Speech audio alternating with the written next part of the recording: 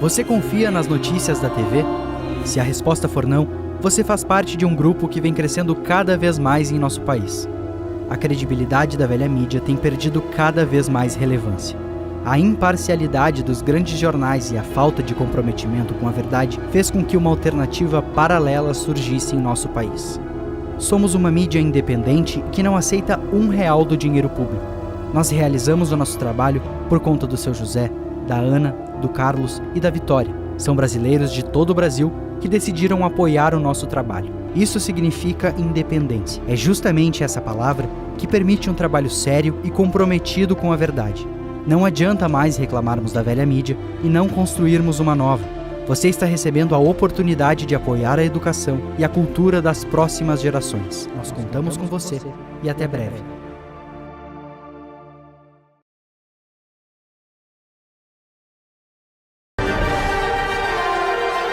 Instituições adequadas. De novo, a grande pesquisa dos últimos 30 anos é a importância do institucional.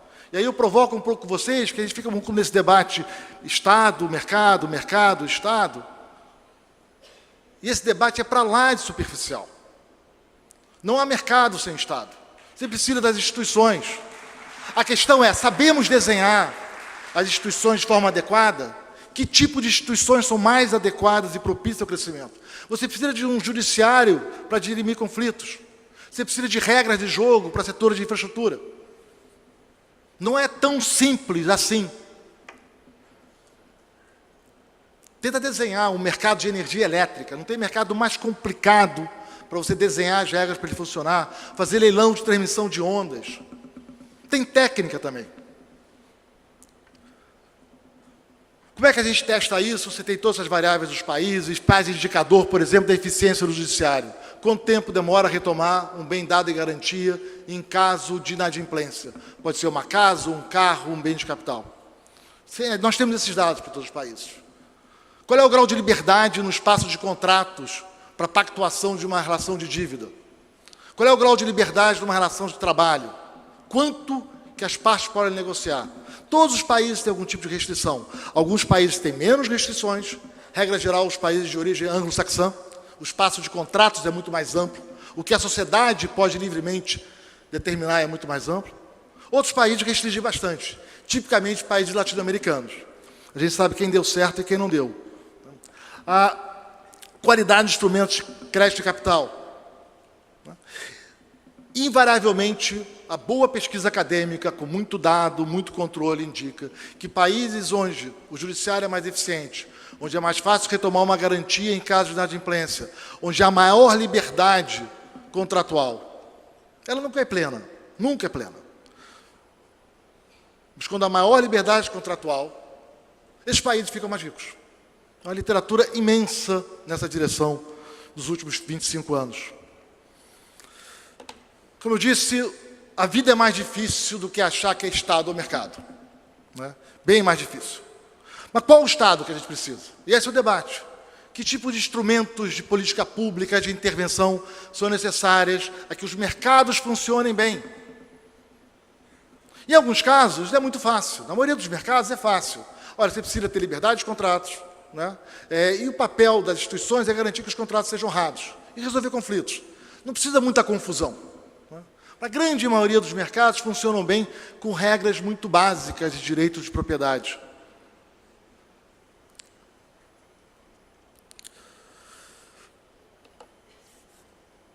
Outros mercados não. Tem mercados que são extremamente complicados para serem regulados adequadamente. Mercado de energia, que eu já citei, é um deles. Mercado de saúde é muito complicado. Cada país tem um sistema de saúde com regras muito específicas, não é nada trivial.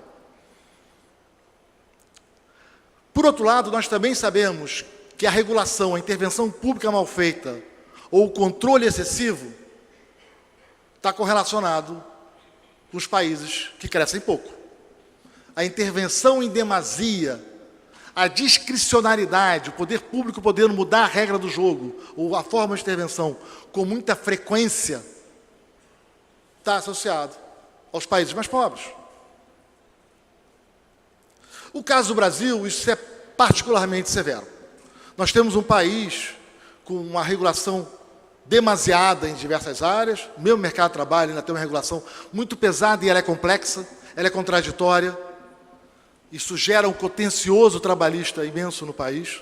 Não é uma questão de mais direitos ou menos direitos. Esse é um debate mal parado. É a questão de ter uma regulação clara, transparente, ou não. E a nossa não é. Isso é parte desse volume impressionante de contencioso trabalhista. E infraestrutura, de novo, não é uma questão de mais liberdade ou menos liberdade, é que nós temos uma governança caótica na aprovação de projetos de investimento em infraestrutura. Nós não temos protocolos de avaliação de impacto ambiental, protocolos de avaliação de impacto econômico e social. Os governos locais, depois que começa o projeto de investimento, saem criando demandas por compensações que você não sabe muito bem a que vem. Quem aqui é do mundo real e já tentou fazer um projeto de investimento sabe do que eu estou falando. O processo dentro do governo é complicado. Os órgãos públicos não têm prazo. Eles, com razão, têm receio de uma decisão ser questionada e ter uma ação judicial na pessoa física. Olha o que foi o caso de Belo Monte, e eu quero ver quem vai se atrever a construir uma nova hidrelétrica no Brasil.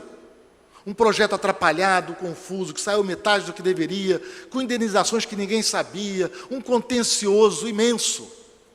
Quem vai investir em ampliar a produção de energia elétrica no Brasil? Quem topa aqui construir uma estrada? Quem já tentou construir um aeroporto? Vai. Nada mais fácil em infraestrutura do que construir aeroporto.